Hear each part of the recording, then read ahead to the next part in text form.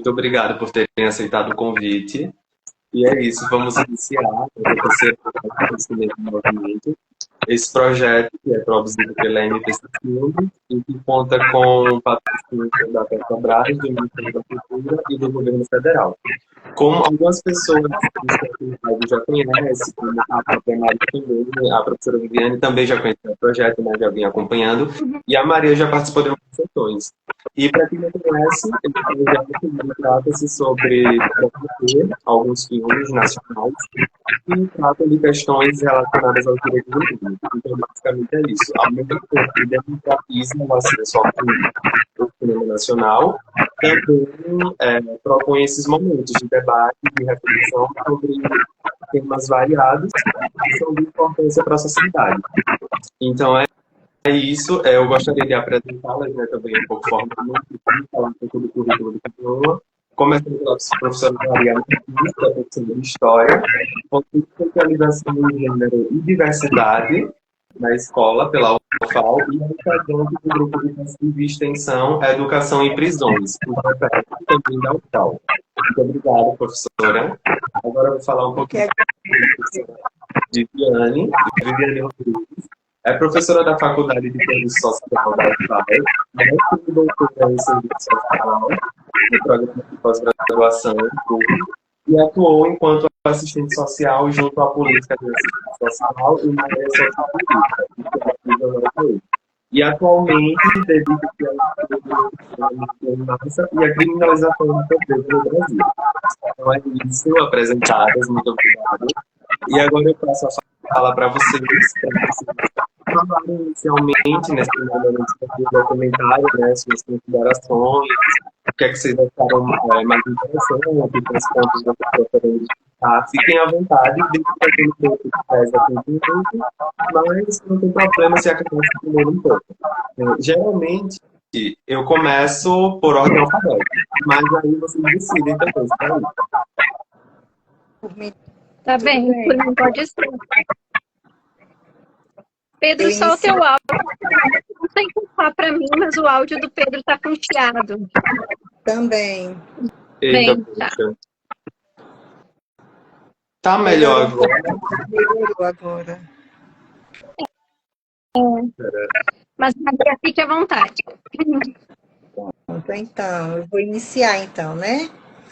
Então, como o Pedro já falou, meu nome é Maria Martins, eu sou professora de História, né? Sou formada pela UFAL, tenho curso de especialização, né? A licenciatura que é a Gênero e Diversidade na escola. Atualmente também estou fazendo uma especialização no IFAL, sobre história de Alagoas, e também levei esse tema de pesquisa meu, né? E sou professora da Escola Estadual Paulo Jorge, da qual é quem dá aulas, né, no presídio, né, quem atende o presídio, todas as unidades, e também o socioeducativo. Além disso, eu faço parte do GPEP, né, que é o grupo de pesquisa de educação em prisões. Enfim, o vídeo, o documentário, na verdade, como o Pedro falou também, eu já havia assistido. Maria, eu acho que tem uma falhadinha no áudio. Agora Melhorou? ficou um pouco distante. Mais, então. E agora, melhorou? Isso, agora está melhor. Melhorou, pronto. Então, o documentário, né, ele traz questões bem presentes do nosso dia a dia, né? Na verdade, a história daquelas mulheres, né? Elas são histórias, na verdade, de todas nós, né? E de tantas outras mulheres que são mães, filhas, companheiras, né? Que amam incondicionalmente, na verdade, que sofrem, né? Que são fortes, né? E que são punidas 2 vezes, na na verdade, né, pelos seus delitos. Isso não quero dizer que elas não devam, né, pagar a justiça, vamos dizer assim, como é dito, né, popularmente. Mas, assim, elas são punidas de forma desumana, né? E é bem claro, o documentário, ele mostra isso, e é a realidade também do presídio feminino aqui, né, no nosso estado, né, o Santa Luzia, né? E ouvindo essas histórias, eu me recordo justamente dos momentos que eu dei aula lá. Eu dei aula de 2018 a 2022 no presídio Santa Luzia, né, e eram as mesmas histórias.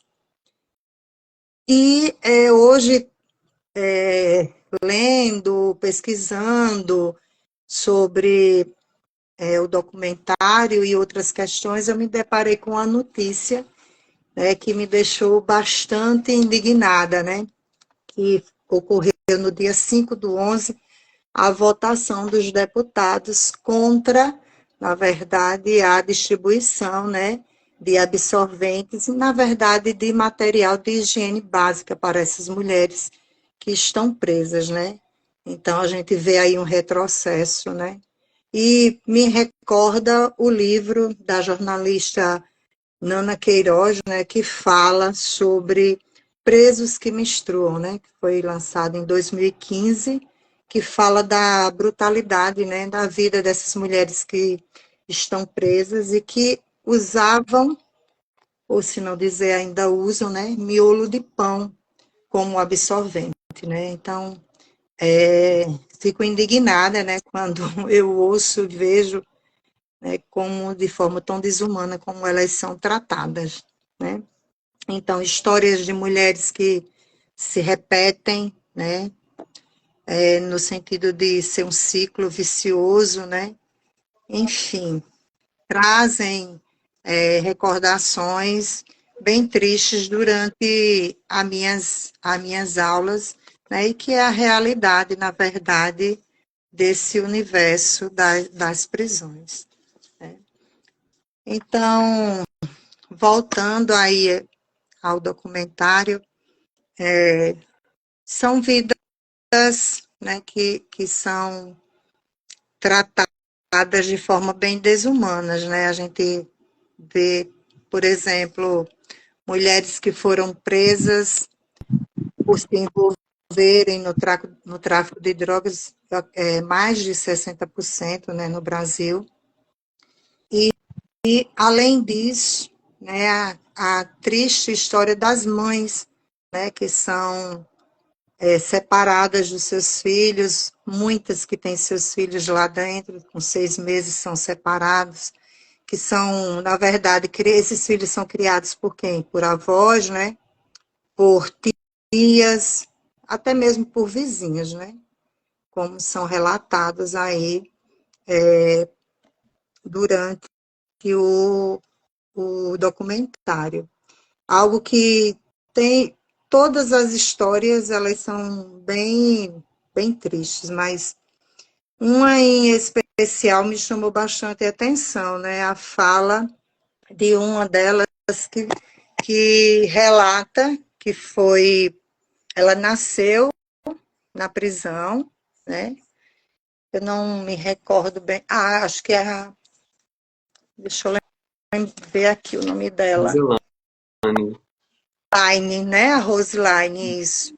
É que ela nasceu na prisão com 2 anos, ficou até os 2 anos.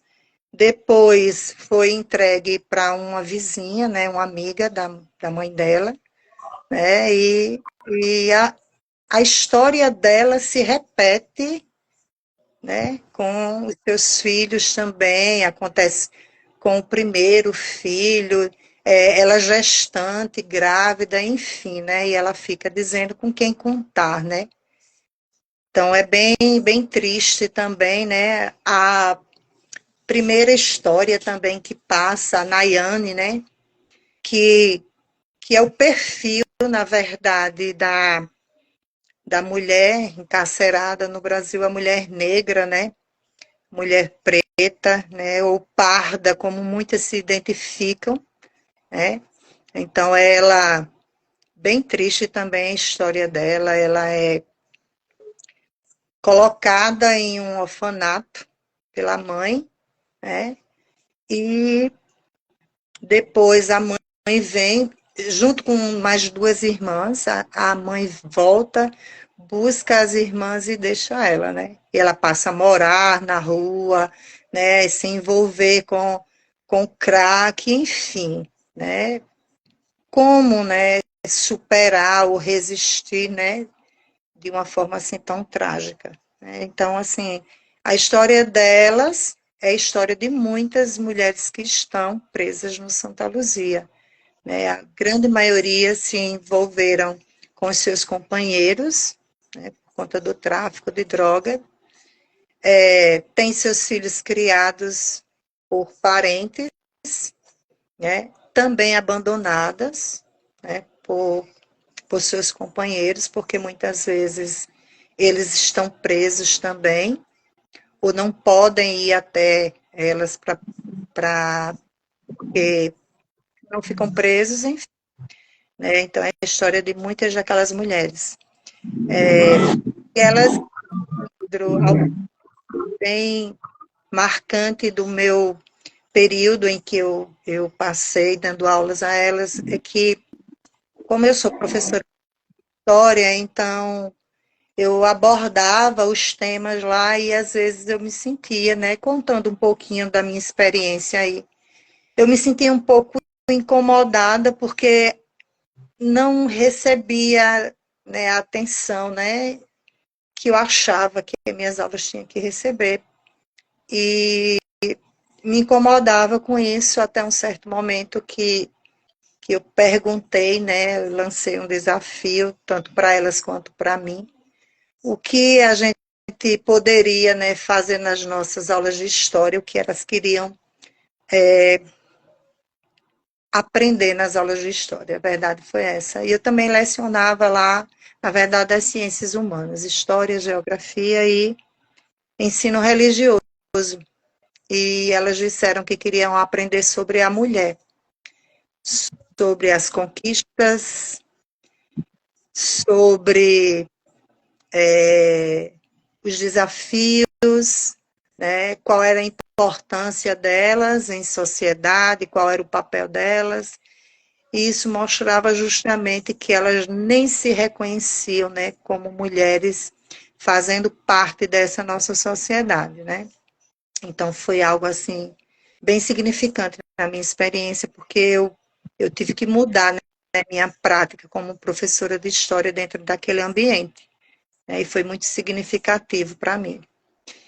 E as minhas aulas passaram a ser diferentes, né? Eu passei a dar aula a partir da mulher, vamos dizer assim, da sua história, né? Por exemplo, história, eu vou partir da mulher naquele movimento, naquele período ali, mostrando que a mulher também fazia parte daqueles movimentos, daqueles acontecimentos históricos, na geografia, quais eram as oportunidades que elas tiveram nos municípios onde elas moravam, porque a maioria era de Alagoas, né? Então elas relatavam, né, que trabalhavam no corte da cana, como empregada doméstica ou como marisqueira, enfim. E ensino religioso, que também era outra disciplina, né? Qual o papel na religião que ela se identificava. Então, foi muito significativo. Quando eu assisto esse documentário, eu justamente penso, né, no quanto foi significativo estar ali e ouvir aquelas histórias e entender, né, que não é a mulher, mas as mulheres, né, cada uma com as suas características específicas, né, que não se define apenas pela questão biológica, né, que a gente tem outras definições muito mais importantes, né? Então é isso, Pedro. Eu me emocionei a primeira vez que assisti. Eu chorei, eu me emociono fácil, né? Eu muitas vezes dando as aulas lá também eu me emocionava, né? E vejo que o nosso estado, não só o nosso estado, na verdade, o Brasil como um todo, ele necessita de políticas públicas, né? Voltadas para as questões educacionais, para as questões trabalhistas, né? Para a oportunidade de emprego, para a profissionalização dessas mulheres, né? Inclusive, é o meu próximo TCC que eu pretendo defender lá na História de Alagoas, no IFAL, né, que quando eu submeti o projeto, eu não tinha nem ideia de ser. Era um sonho fazer História de Alagoas, mas eu não queria me desprender de uma linha que eu já venho trabalhando desde a graduação, que é essa questão da mulher. E como é um instituto tecnológico federal, enfim, eu não via a possibilidade de ser aceita, né? Mas aí o projeto foi aceito e eu vou trabalhar justamente no meu projeto essas questões das políticas públicas, né? Que existem, mas não atendem de fato às necessidades dessas mulheres, que são necessidades mais específicas, né? A gente tem movimentos aí feministas lutando pela visibilização, vamos dizer assim, da mulher, mas e dessas mulheres que estão encarceradas, né? Aqui em Alagoas são poucos os grupos e os movimentos que brigam, que correm atrás, enfim. É isso, eu me sinto muito honrada de estar aqui trazendo um pouquinho dessa experiência, de falar desse documentário, né? Agradecer a você desde já, e dizer o quanto é desafiador e o quanto é importante, viu, Pedro? A gente está divulgando e falando sobre essas mulheres. E você está de parabéns. Eu acho que Obrigado. eu já ocupei, né, o tempo, os 15 minutos. Nada, estava ali na margem ainda. Tá? Mas muito obrigado pela fala, de verdade. Parabéns pela aprovação do seu projeto. Fico feliz com isso e que você siga em frente. É, tiveram algumas perguntinhas aqui no momento de fala, mas aí eu vou passar para a professora Viviane e depois eu volto com as perguntas do pessoal que deixou no chat e a gente faz esse momento, né? Que agora, nesse primeiro momento, pega as informações de vocês sobre o documentário, depois a gente vai fazendo essa coisa mais direcionada. Mas é isso, muito obrigado pela contribuição. E, de fato, quando você fala que se emociona, aqui eu fiz 3 sessões do filme presencialmente, né? E nas 3 eu me emocionei. Até porque, conforme a gente também vai reassistindo ao mesmo filme, a gente vai prestando mais atenção em outros pontos, em outras questões. E, claro, quando a gente vai para o relato também, as falas dos debatedores convidados, com as falas de quem está assistindo lá presencialmente, fica assim, uma coisa absurda, muito emocionante mesmo. E que bom também, como a própria professora frisou, né, que isso está sendo discutido. De fato, eu tinha visto essa movimentação dentro também do ambiente acadêmico, a gente ainda acaba encontrando pouco, mas a gente encontra, né, então que isso cresça mais e que a gente consiga expandir para fora do ambiente acadêmico, né? Gostaria muito de ter conseguido levar o documentário para fora, mas por questões mesmo do processo, ali, do andamento do projeto, mas estava aberto. E que, na continuidade do projeto, que isso cresça mais. Então, é isso. Muito obrigado mais uma vez. E agora eu passo a palavra para a professora Viviane. Obrigada, Pedro. Vocês me escutam bem, pessoal? Sim. E boa noite, Maria. Boa noite, Pedro. Boa noite quem está aqui com nós.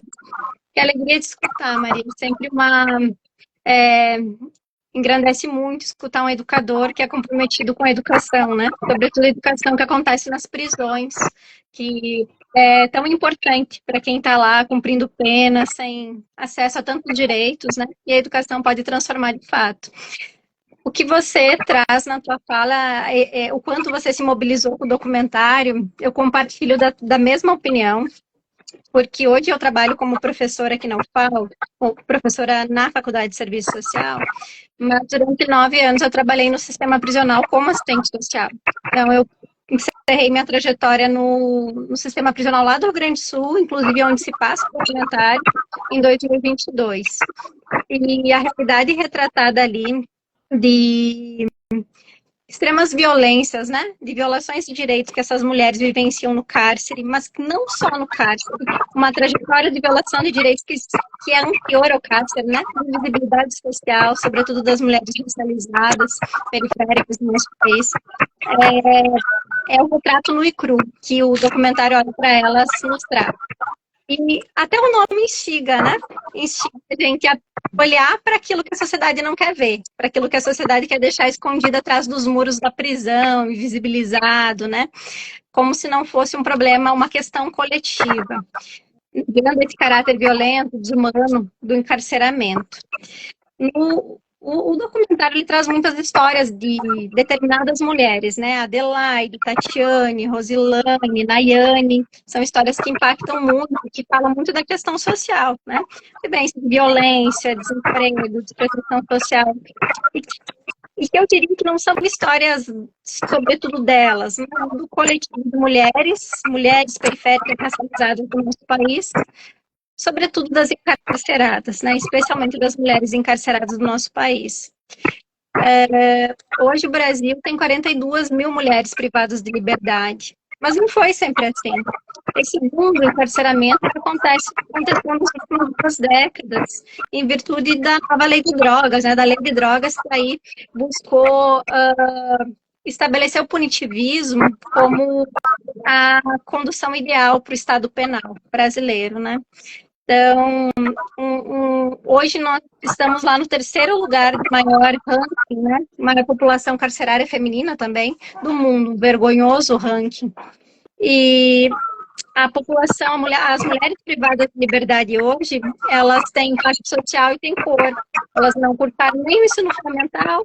De cada 10 mulheres privadas presas, né, 7 são pardas ou negras. E 60% delas são presas por tráfico de drogas, ou crimes correlatos ao tráfico. Ou seja, muitas delas estão lá por uma forma de sobrevivência, né, ilícita, um trabalho ilícito, no mercado ilícito, né, relacionado ao tráfico de drogas. Isso sugere que o problema é bem anterior, né? As trajetórias dessas mulheres, elas sempre foram interpeladas por todas as formas de violência. E me chamou a atenção no documentário quantas delas falam dos abusos, inclusive sexuais, recorrente violência sexual, né? Que elas sofriam antes, durante também, mas especialmente antes da prisão.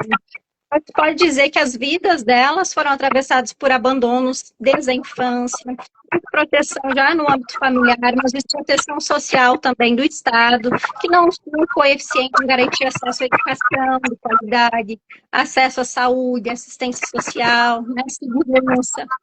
Foram mulheres expostas à violência física, violência psicológica, né, estigma, racismo, porque são sobretudo pretas e negras, né? São mulheres que sofrem os rebatimentos da sociedade patriarcal, misógina. Como você bem disse, né, Maria, elas cumprem uma dupla pena, né? Elas são duplamente penalizadas por estarem presas, né?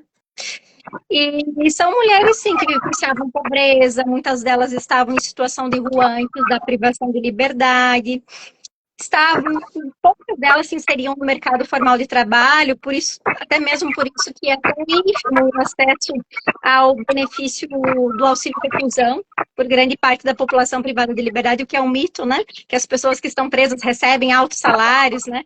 Quando, em realidade, é uma minoria que tinha a qualidade de trabalhador formal, né? Que pode receber esse benefício. Então, eram mulheres que não tinham acesso ao trabalho formal, que não tinham acesso à renda mínima, que vivenciavam pobreza, viviam em territórios periféricos, e alguns territórios violentos.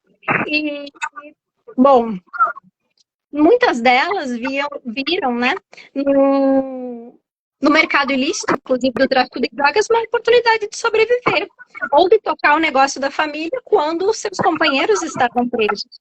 Ou muitas delas, numa lógica de sobrecarga que afeta todas as mulheres, eram chefes de família e precisavam dar conta dos seus filhos, das suas mães, das suas irmãs, dos seus irmãos e de toda a configuração familiar, né?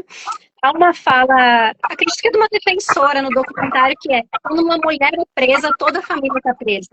Ou seja, toda a família vivencia o estigma e toda a família vivencia as dificuldades também do encarceramento. E isso tem a ver também com essa lógica de como essas mulheres são duplamente penalizadas, né? Primeiro, pelo crime que elas cometeram, o que acho que não está entrando no mérito que se é justo ou injusto, né? Um ponto, elas são condenadas pelos crimes, condenadas de forma seletiva e muitas delas de forma injusta. Muitas usuárias de drogas são condenadas como traficantes, né? Então, sim, elas são condenadas, mas elas também são punidas pela sociedade, porque elas desafiam a norma vigente dessa construção social de gênero, do que se espera da mulher cuidadora, da mulher protetora, da mulher mãe, né? Se espera do homem que o homem cometa um crime, mas não se espera disso da mulher, numa lógica de sociabilidade patriarcal. E sim, aí ela sofre uma penalização intensificada, né? E ela sofre, sobretudo, com o abandono. Porque as famílias, muitas das famílias deixam de visitá-las no cárcere, e isso fica evidente no documentário, né? Eu pensava que eu migrei, né, do Rio Grande do Sul para Alagoas, e eu pensava que eu veria algumas especificidades do sistema prisional daqui, mas algo que é igual é a fila de visitantes. No dia de visita, cheio de mulheres, né? Mulheres que vão visitar seus companheiros, seus filhos, né? Nos presídios femininos, uma fila pequenininha ainda de mulheres, né?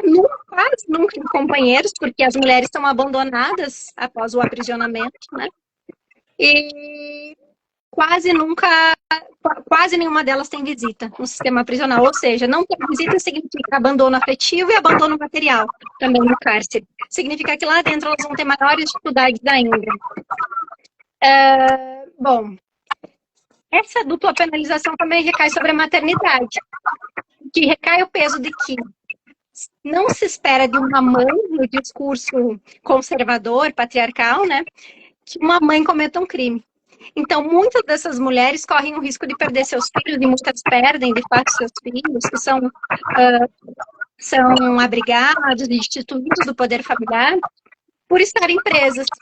Fiquei pensando ali na história daquela menina, Rosilane, que nasceu na prisão e voltou para ela, né? E ela, propriamente, resgatando a história dela, faz essa relação. Eu nasci aqui e volto para cá na condição de encarcerada. E me questiono, o Estado falhou para que essa pessoa retornasse ao cárcere nessa condição. E vai falar um pouco sobre isso lá no livro Punir os Pobres e também Prisões da Miséria, o quanto o Estado penal, ele aumenta, ele é endossado para que o Estado social retroaja. Isso é penalidade neoliberal pura. Ou seja, o Estado se isenta de garantir saúde, educação, assistência, segurança, e não olha para essas mulheres quando elas não estão conseguindo botar comida na mesa da casa das suas famílias. Mas o Estado olha no primeiro deslize, no primeiro erro, e aprisiona. E essas mulheres passam a encorpar esse boom do encarceramento feminino que aumentou nos últimos 20 anos a partir da lei das drogas, especialmente das mulheres periféricas, pretas e pardas do nosso país. Essas mulheres se tornam alvo da criminalização da pobreza e também da feminização da pobreza, né? Então, o Estado penal deixa de garantir e pune, porque o sistema penal é mais lucrativo, e aí a gente entra, Angela Davis vai falar do aparato industrial penitenciário, do aparato industrial militar, com toda a lógica da venda dos produtos de segurança pública também, né? O quanto esse sistema é lucrativo e o quanto a garantia de direitos sociais tem um excesso de carga. E aí essas mulheres ficam no limbo, né? E muitas vezes o crime organizado, as facções surgem como uma alternativa muito deletéria, né, mas uma alternativa de sobrevivência num contexto de isenção do Estado, onde o Estado não se responsabiliza em garantir aquilo que ele deveria, que é dignidade humana, mínima existencial, através da política social, né? E aí elas vão para a prisão, depois do encarceramento. E lá elas encontram quartos insalubres, um ambiente superlotado, uma alimentação que é, em grande medida, na maior parte das vezes, inadequada, e que impera um mito do discurso de ressocialização e de reintegração. A sociedade espera que essas mulheres saiam de lá reintegradas, ressocializadas, reintegradas. Ou seja, se coloca de novo uma responsabilidade, se aloca uma responsabilidade no sujeito por questões que são vivenciadas por demandas que são coletivas, né, que têm uma relação estreita com a questão social. As assistências que deveriam ser garantidas a essas mulheres, elas são previstas em lei, na lei de execução penal. Assistência material, assistência religiosa, assistência educacional, que é o caso da presença da política educacional na prisão, né? Assistência em saúde, assistência jurídica. Bom, não preciso nem dizer o quanto essas assistências não são providas em sua integralidade, né? Vou falar um pouquinho do trabalho técnico, assistência social, né, o âmbito dos atendimentos na área de serviço social ofertado na prisão. Por vezes, um assistente social é responsável por atender um quantitativo de 700 pessoas privadas de liberdade. Humanamente impossível prover o direito à assistência social sendo um profissional com um quantitativo, uma população operária dessa proporção. Outro exemplo é a assistência material, como você bem citou esse projeto, né, que tramita que impede aí a disponibilização de kits de higiene, né, de absorventes para as mulheres, tem a ver com algo que o Estado já naturalizou e que já o que deveria ser no âmbito da LEP a gente não precisaria estar discutindo que a concessão de absorvente é um direito, porque a LEP já prevê. Mas o discurso está tão confuso se passa a questionar o óbvio. É óbvio que o Estado precisa prever elementos básicos de higiene, né, que pressupõem a dignidade humana. E aí a gente está entrando numa seara do que o Estado não garante também. Desde a alimentação adequada, muitas vezes medicamentos, né? Muitas vezes absorventes, tudo mais que as fraldas, no caso das unidades materno-infantis, onde as crianças residem, né? Que também seria responsabilidade do Estado. Então, a gente percebe uma isenção, uma violação do Estado em garantir assistência material. Também é uma violação na garantia das assistências jurídicas. 30% das mulheres são provisórias, ou seja, elas podem ser absolvidas, mas se absolvidas, elas vão conviver com o estigma da egressa prisional na rua, porque elas passaram pelo sistema, né? Então, há um nó da morosidade do sistema judiciário, que é muito funcional também para a manutenção do encarceramento em massa, da seletividade penal e da criminalização da pobreza. É muito funcional. Outro ponto, que aí eu trabalhei um pouquinho na minha dissertação de mestrado, é o quanto as egressas, os egressos do sistema prisional são desprotegidos. Quando eles saem do sistema, eles saem sem lente e sem documento, quando muito com um RG atualizado na mão. Quando muito, né? Se a família não está organizada para receber e prover a reestruturação dessa pessoa, de cada 10 pessoas que saem do sistema, 7 retornam, seja por reincidência ou por cumprimento de pena. Então, quer dizer que 70% das pessoas que são egressas retornam e muitas delas por uma ausência de possibilidade. Não tem oportunidade de trabalho, não tem onde residir, muitas pessoas em situação de rua, muitas pessoas ainda convivendo com a questão da dependência química que foi agravada no cárcere. Então, a gente percebe um sistema que funciona para manter essas pessoas lá dentro e quando elas saem, para que elas retornem com brevidade, né? Vidas indesejáveis para o Estado, vidas descartáveis. O Lacan vai falar que as prisões elas funcionam como lata de lixo judiciária e que o Estado lança os dejetos da sociedade de mercado que ele não quer mais lidar. E é mais ou menos isso, né? E bom, já vi aqui que meu tempo está indo pro Máximo, gostaria de pensar um pouco com vocês nesse cenário, né, de violações, de proteções, especialmente das mulheres, né, o quanto, mesmo no campo mais progressista, nos movimentos sociais, até mesmo nos partidos políticos, né, a gente ainda continua discutindo estratégias de reforma prisional. Abolicionismo nunca foi uma pauta. Ou seja, mesmo no que há de mais progressista na sociedade, em termos de pensamento, a gente ainda defende a prisão. Angela Davis nos convida a pensar nisso, quando ela fala sobre, no livro dela, As Prisões Serão Obsoletas, né? Ela fala um pouquinho sobre o abolicionismo. O quanto a gente precisa pensar em uma nova forma de sociedade e que a prisão não seja mais necessária. E eu estou falando a longo prazo, né? Mas o quanto daqui a pouco, há 50, 100 anos, essas violações que a gente descreve hoje vão ser absurdas, e tomara que seja. Tomara que seja.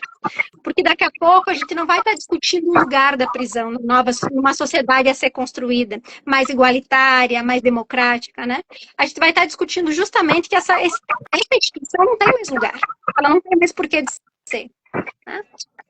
Encerro falando isso, né? Que a gente precisa repensar o lugar da prisão, porque negavelmente viola a integridade, a dignidade, os direitos humanos de todos que lá passam, especialmente as mulheres, que assim como aqui fora, a prisão é reflexo da nossa sociedade, né? Assim como no âmbito do extramuros, intramuros são as mulheres que mais sofrem com o aprisionamento, com o abandono, com o distanciamento da família, com a dupla punição, né? Com as oportunidades que elas não têm quando saem do cárcere, e a gente precisa olhar para tudo isso. Muito obrigada, Maria, muito obrigada, Pedro. Obrigado, professora. Nossa, é muito complexo, né? A gente vê como esse tema envolve tantas questões e como tudo isso passa por muito, né? De antes, como é um projeto mesmo político que direciona alguns corpos e que marca esses corpos, né? Sobretudo o sentido do marcar faz ainda mais sentido quando a gente pensa o pós, né? Como a professora vinha falando, e que me deixa aqui refletindo muito também, né? Eu já tinha esse pensamento comigo de como é que fica a vida de uma pessoa encarcerada, e aqui especificamente sobre mulheres, que a gente está debatendo, após a prisão, né? Como são as políticas de reintegração dessa pessoa, como a professora falou, né? Não passa esse discurso que é vendido, né, da ressocialização, mas assim, se existe na teoria, de como realmente funciona esse processo, né? Porque a pessoa é marcada, então, para o mercado de trabalho, como que ela vai ser olhada, e muitas vezes, né, muitos quando entram lá, já não tem uma qualificação, e quando sai de lá, a falta de qualificação, de uma formação, mais esse adicional do cárcere, torna praticamente impossível, né? E aí é onde a gente vem com aquele dado alarmante que a professora trouxe, sobre que de cada 10, 7 acabam tornando, né? Então, realmente é muito pesado. Agora, eu gostaria de abrir um momento para o chat, né? Que tem algumas perguntinhas aqui. Só estou dando uma procurada. Por exemplo, temos o Jonatas, que tinha perguntado na hora que a professora Maria falou, mas aí a professora Viviane também pode contribuir. Vocês podem ficar à vontade aqui, bem livre dessa maneira. Ele pergunta o seguinte: nesse processo de repensar sua abordagem de acordo com a demanda das mulheres, que nesse caso aqui eu acho que o Jonathan estava se referindo sobre o ensino, né, no cárcere, quando você viu que não estava tendo tanto retorno e perguntou para elas, né, deu essa abertura do que elas gostariam de ver. Então ele pergunta: nesse processo de repensar sua abordagem de acordo com a demanda dessas mulheres, você se deparou com um processo de reflexão sobre recorte racial? Poderia comentar um pouco? E aí eu aproveito para incrementar que eu tinha feito uma anotação nesse momento, também me chamou muita atenção essa abertura que você deu para elas, eu achei muito interessante. Aquele momento da gente repensar por que não está dando certo, que até aqui fora também, né, quando a gente vai discutindo, né, tipo, os caminhos tradicionais da educação e toda essa questão, e que não surte o efeito, né, então como é que a gente pode fazer um diferente? Aí eu também tinha anotado, após mudar a abordagem, o que mudou na participação das encarceradas? Então, acaba juntando um pouco, né? O Jonatas que pergunta sobre se houve reflexão de gênero, racial, né? Recorte racial, como elas perceberam isso. E eu pergunto também como que ficou a interatividade delas. E aí tem também aqui o Cauã, que estava fazendo algumas perguntas direcionadas para a professora Maria. Ele perguntou sobre formação, né, como que foi o processo de formação da professora, que já tinha falado anteriormente, mas perguntou sobre, falou sobre drogas, tipo, no caso, como a professora enxerga a questão da criminalização das drogas e essa discussão, né? E que aí eu trago para esse lugar mais amplo também, para pontuar aqui, a importância desse assunto que até recentemente, né, e ainda continua sendo pauta também, que tem se discutido agora, né, no jurídico, sobre essa questão de descriminalizar até certa quantidade e o porquê que a gente precisa fazer isso, né, também, porque existe, não querendo responder agora, mas tem essa marcação também nesse lugar, né, é muito sobre isso, sobre crime para crime, né? Porque a gente sabe qual é o traficante que vai ser preso, e isso se for, né? Porque é um documentário também que mostra os grandes traficantes não são presos. Quem está andando de helicóptero, quem tem associação com quem está no poder não é preso. Porque na visão preconceituosa, né, e racista também da sociedade, o usuário de droga é quem está na favela, são as pessoas pobres, mas não é só isso. Vai no condomínio, nas festinhas privadas e tudo mais, tem também esse tráfico. E a gente vê a diferença, né, e o racismo também até, da forma como é abordado quando sai a matéria, né? Que quando é em um local onde residem pessoas pobres, já entrega nome, endereço, CPF, mas aí a gente vê como muda a abordagem quando vai falar desse outro público, né, que está no poder, que tem o maior poder aquisitivo. E o Jonatas também tinha feito uma pergunta aqui no momento da fala da professora Viviane. Ele perguntou: você poderia comentar um pouco sobre o abandono parental, principalmente dos cônjuges? E aí, acho que são essas as perguntas até então, e conforme vocês forem discutindo, né, pode ser que surjam mais coisas. Certo, Pedro. É bem significativa, né, essas perguntas, né? Quando quanto às aulas, né, na verdade, no presídio feminino, não há uma obrigatoriedade das aulas, né? Elas se inscrevem, dizem que querem estudar, né? E aí há uma avaliação, na verdade, da direção do presídio, a possibilidade dessa mulher ter acesso à escola. Na verdade, está relacionada à questão também do comportamento dela, né? Não são todas que têm acesso à escola. Enfim, há uma avaliação. Elas têm acesso à escola e quando a gente parou, é muito importante, para mim foi muito importante esse parar, esse refletir, né, sobre as minhas aulas. Porque eu venho de uma formação, minha formação inicial era voltada para alunos que iam prestar um vestibular. Então, eu estava muito preocupada com o conteúdo. Era aquela professora que estava preocupada em levar o conteúdo, preparar o aluno para prestar o vestibular. Só que lá a realidade é diferente. Como é que você vai falar, por exemplo, de história antiga, você vai falar de Estados Unidos, você vai falar de Europa, se essas pessoas não conhecem nem a comunidade onde elas moram, né? Então, parar para refletir sobre as minhas aulas foi muito importante mesmo. E com certeza chegou sim essa questão racial, né? Nós paramos para avaliar também quem era a mulher que estava presa, né? E eu levei esses dados também para elas, né? A quantidade de mulheres presas, quem eram essas mulheres, a partir de que momento houve o aumento desse encarceramento, né? Que justamente estava ligado à maioria das mulheres que estavam ali presas, que era por conta da lei das drogas, né? Então, quem era essa mulher, qual o grau de escolaridade dela, onde ela morava, né? Quando eu trabalhava a questão da geografia, né? No município onde você morava, você tinha acesso à escola, qual era a atividade que você praticava para ganhar o dinheiro, para ganhar o sustento, né? Porque a gente tinha que também usar uma linguagem acessível a ela, porque se você falava em questões econômicas, e o que é isso? Né? O que é? Se trata isso? O que é essa atividade econômica?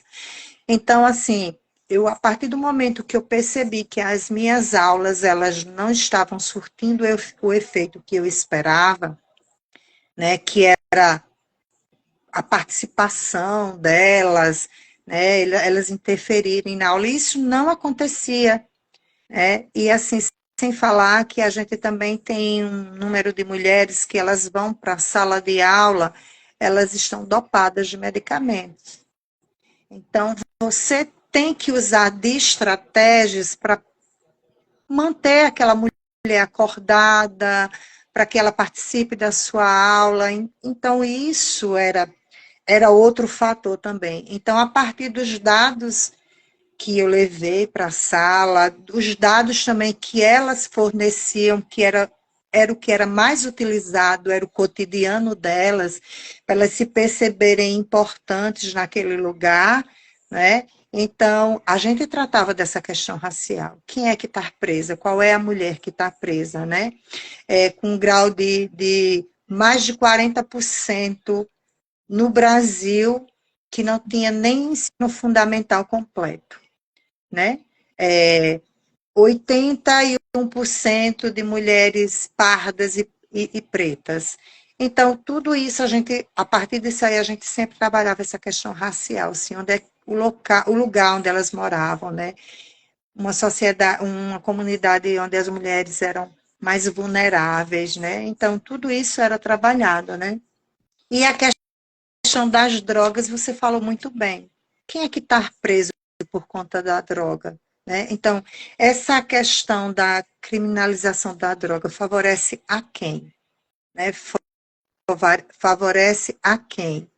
Então, como elas falavam, né? Professora, eu tinha uma biqueira na minha casa, que eram os termos que elas utilizavam. Então, enfim, esse traficante, vamos dizer assim, né?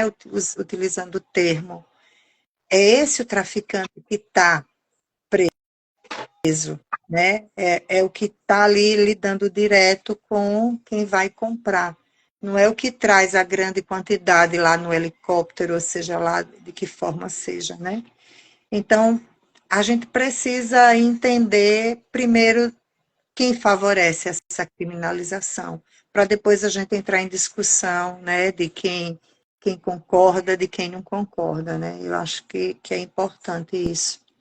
E foi muito significativa de que eu mudei profissionalmente e humanamente, né, depois das aulas com elas. E é isso, eu acredito, eu espero ter respondido, né, aí as inquietações. Respondeu sim, professora, obrigado. Agora eu passo para a professora Viviane. Ótimo, Pedro. Pedro, acho que eram duas questões, né? Uma sobre abandono parental e outra criminalização e descriminalização, né, do uso de drogas. Isso. Começar a falar um pouco. Isso, Oi? interromper só um momentinho. Enquanto a professora Maria falava, eu lembrei da anotação que eu não tinha feito, mas que eu acho que você também acabou falando um pouco. No documentário, ele fala sobre os gastos, né, também, com preços. Tipo, tem até uma situação de que anualmente tem um presídio que foram gastos R$ 4 com preso naquele ano. E aí, isso me lembra também, não é o cenário ainda, mas tem a questão da discussão da privatização dos presídios, né? Então, isso era um ponto também que eu queria que vocês discutissem e falassem um pouco sobre, né? O porquê que é importante que não se privatize, né? Até porque se esse mesmo mercado privado é o que se beneficia na questão dos equipamentos de segurança, do que é vendido, né, do medo, da insegurança, na verdade. Então, o aprisionamento das pessoas agora também vai gerar lucro para eles, então isso gera, é muito complexo, né, e isso está interligado. Perfeito, Pedro. Pensando nesse primeiro ponto sobre o boom do aprisionamento das mulheres a partir da lei de drogas, né?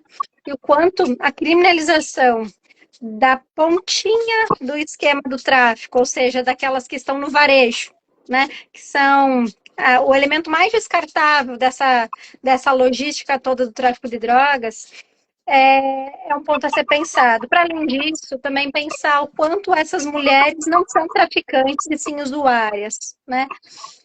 E que estão presas como traficantes. E aí não é uma pena pequena, é um crime hediondo hoje no Brasil, né? É um crime que não tem potência, não pratica grave ameaça, não tem potencial ofensivo, mas é considerado um crime hediondo no nosso país, isso tem um porquê de ser.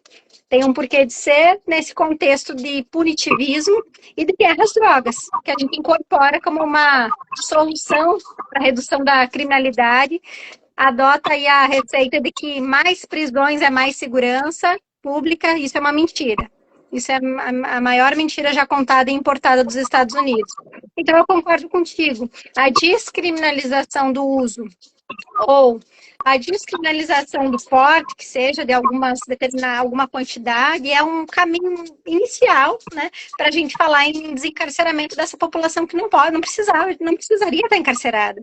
Muitas mulheres que são usuárias deveriam estar acessando política de saúde, tratamento para dependência química, e não estando encarceradas, né?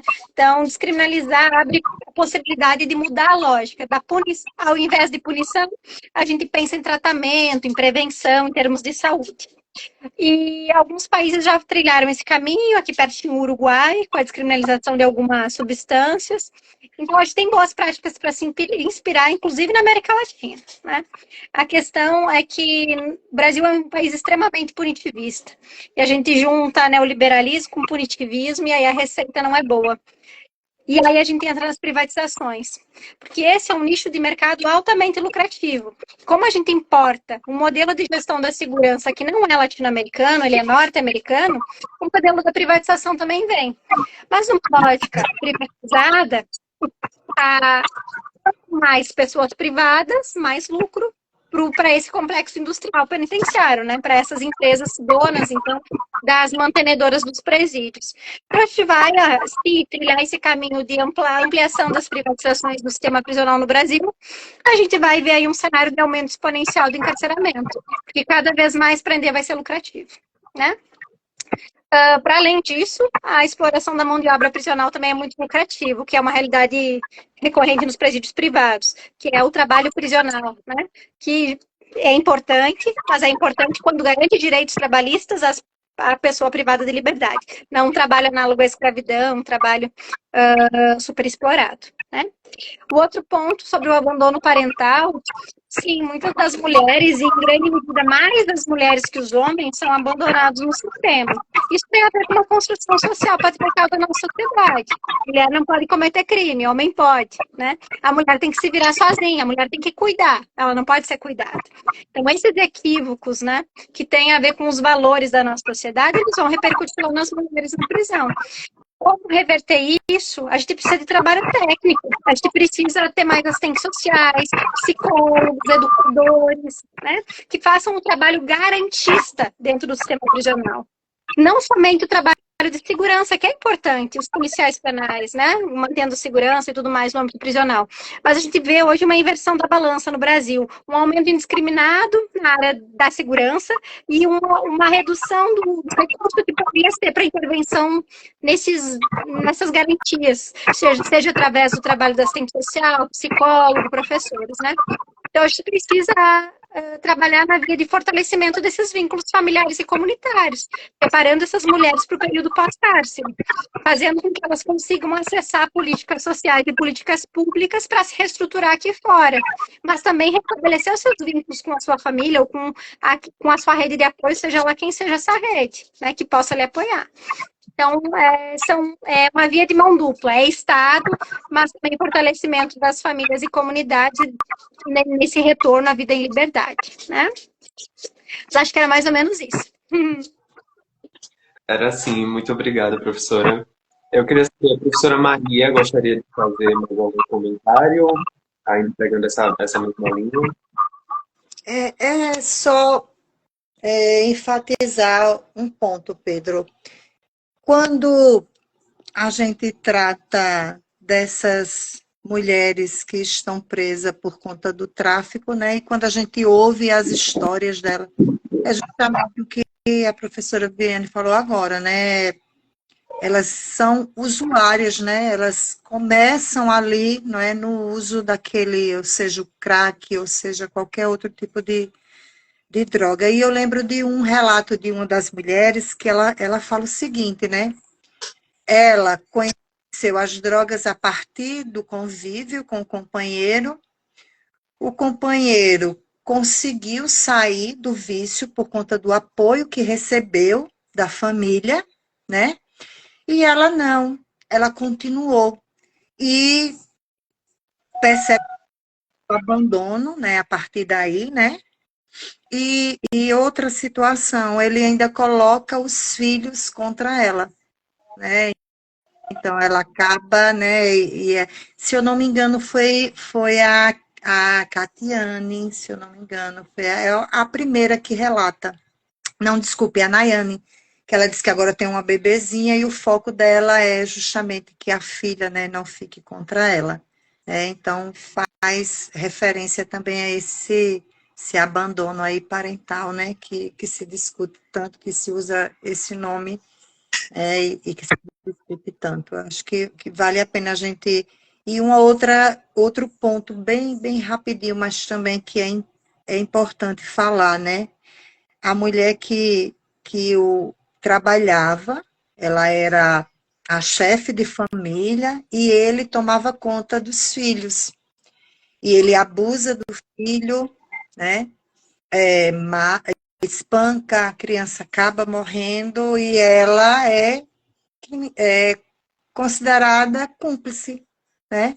Porque foi segundo o que ela falou, né? A delegada pressiona tanto ela durante, né, lá o depoimento que de negligência a dor ela passa a ser cúmplice e está presa, né? E eu fico perguntando, e foi isso também, eu fico imaginando, se fosse ao contrário, né? O que teria acontecido com ele? Será que ele seria punido da mesma forma? Então, vale a pena a gente, né, refletir, né, sobre essa condição das mulheres, né? Que, como a professora falou, os homens podem tudo, podem até cometer o crime, e a mulher não, por ela estar sendo colocada naquela padronização, né? É sobre isso. Obrigado, professora. E, nossa, esse caso realmente ficou na cabeça desde que a gente começou a live, né? Porque de todos ali, todos têm sua importância, sua relevância, mas acho que esse é um dos que mais chocam, né? Porque é muito absurdo. A mulher estava no trabalho dela, ela não estava nem em casa no momento, mas ainda assim ela acabou sendo criminalizada por isso, né? E é o que a professora falou agora, né? E se fosse diferente, e é o que é dito também no documentário, invertam os papéis e imaginem essa situação.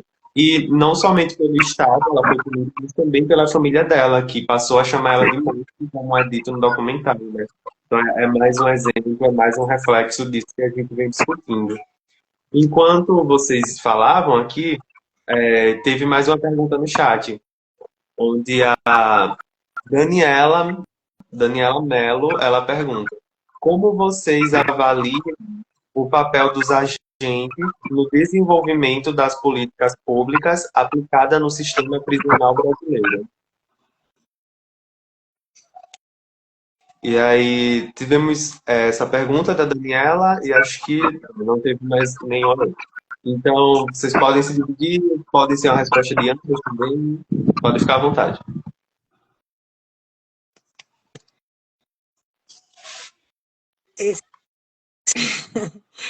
Esse é um ponto bem complicado, Porque existe, como a professora também já falou, o mito da ressocialização, né? Hoje eles não são mais chamados de agentes, né? Eles são chamados de policiais penais, né?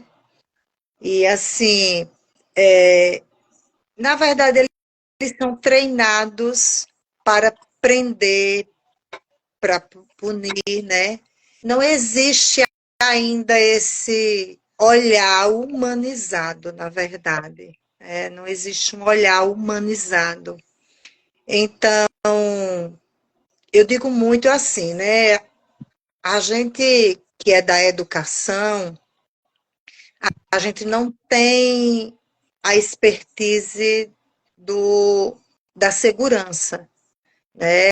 Então, a gente não é treinado para isso. A gente está lá para se doar como educador, então a gente entra na sala de aula, né? Muitas vezes nós somos questionados porque a gente está ali no meio dos encarcerados, dos privados de liberdade, e a gente não tem essa expertise. É como eu falei, eu acho que logo no início, né, da minha fala, eu disse o que falta aí no sistema prisional brasileiro é justamente essas políticas públicas, né, que elas sejam aplicadas de fato. Elas existem, mas elas ainda não atendem às especificidades, principalmente das mulheres.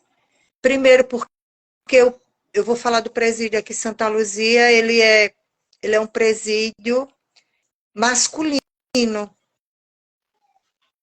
que tem mulheres, né? Ou seja, elas estão presas num presídio que não atende às necessidades delas. Então, por exemplo, numa sala de aula, a gente passou cerca de 2 anos para conseguir ter um banheiro na sala de aula. Então, já, já era algo que estava ali, né, faltando. Então, assim, as políticas, elas precisam ser mais específicas para elas, né? Tem que ter justamente uma melhor distribuição dos recursos, porque recursos eu acredito que existam, né? Nessa lei mesmo para tirar essas matérias de higiene, o gasto é de 0,01% do orçamento. E mesmo assim eles dizem que isso prejudica o orçamento para atender às necessidades da prisão, né? Imaginem como é essa distribuição para o processo educacional, no que diz respeito aí à questão de profissionalização, de emprego, né? De preparar, na verdade, essas mulheres para o retorno na sociedade. Então, assim, como elas vão retornar se elas não conseguem terminar o ensino fundamental, se elas não conseguem fazer o ensino médio, se elas não conseguem fazer uma faculdade? Não existe faculdade no presídio feminino, só existe no masculino. Como essas mulheres, né, nem todos, né? Como essas mulheres elas vão superar tudo isso para poder voltar de forma digna para a sociedade? Elas não conseguem, né? Então, essa falta de responsabilidade, já digo assim, né? A falta de responsabilidade social com o exercício aí da liberdade dessas mulheres, né? Então, elas não são aplicadas, essas políticas públicas, elas até existem, mas muitas não são específicas para as mulheres, e aqui as que existem elas não são aplicadas de fato, infelizmente. Infelizmente. O Pedro, quanto à questão da privatização, né, é um problema, né? Na verdade, nós já temos dois presídios aqui no sistema prisional que algumas atividades já são terceirizadas. E isso É como a professora falou antes, né? Eu concordo plenamente com a fala dela, quando ela disse que essa privatização vai beneficiar, né, justamente a toda uma rede que ganha, né, com o encarceramento em massa. É isso. Obrigado, professora. Agora eu passo para a professora Viviane. Perfeito, Pedro.